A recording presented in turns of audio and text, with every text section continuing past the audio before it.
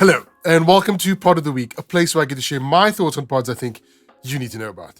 And we've come to the end, or at least for now, or the pause of the profiling of podcasts that's surrounding the topic of AI and humanity, because there's so much out there.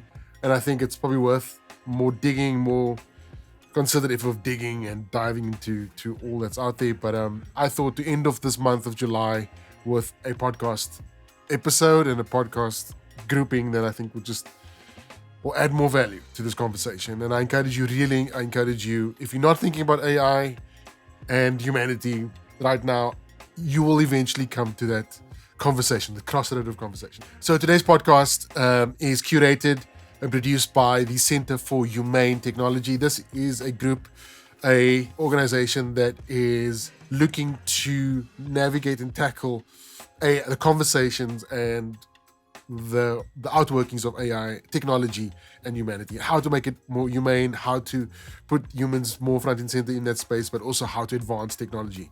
So it's kind of balancing the two out. And today's podcast is called Your Undivided Attention. So this podcast is fascinating, and it'll force you to dive into the ethical conversations around technology, AI, and humanity. What can we do as humans to position ourselves to harness this great tool, this great invention that we've created? So if you want to know what it sounds like, have this. Hey everyone, it's Daniel Barquet.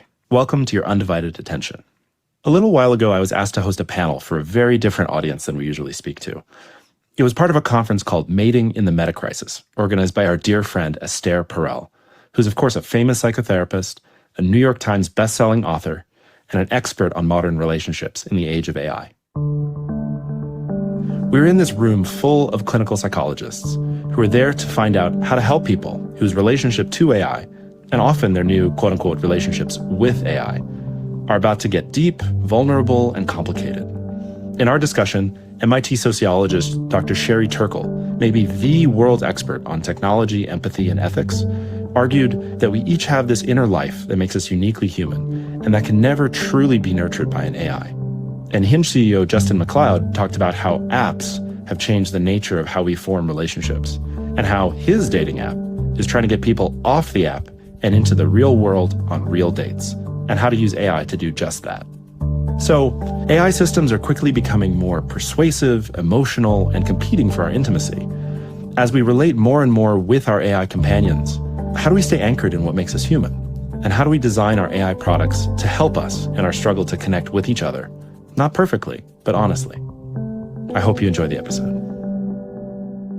So, Sherry, I want to start with you. When I think about your work started so early. Like, I think about all the different ways that tech sort of ends up flattening human connection and the human experience. You know, in 2010, you wrote this quote, which I love, which is, "We lose connection with each other by attempting to clean up messy relationships." Yes. Can you tell us what you meant and how you started noticing this? Yeah, well, I began studying technology and people really when I was a baby and took my first job at MIT in the late 70s. And at that time, I noticed that people's instinct was to take a complicated situation, and the engineering instinct, when you're building an app, you're building a product, is to take a complicated emotional context and to simplify it. And that impulse to flatten and simplify and make actionable at the time was something that engineers did, and I could study in a fairly circumscribed way. But as the world of engineering really became the world of everybody, that has become really our cultural norm. So, for example, in interviewing very shortly after that quotation, a young man said to me, "Conversation, I'll tell you what's wrong with conversation. It takes place in real time, and you can't control what you're going to say." As opposed to texting, where he felt like a kind of master of the universe. So if you're looking for a podcast that would certainly start this conversation, or at least provide you with a foundation to start asking the right questions around AI and humanity, then this is the podcast for you. So remember, pods are not for some, they're for you.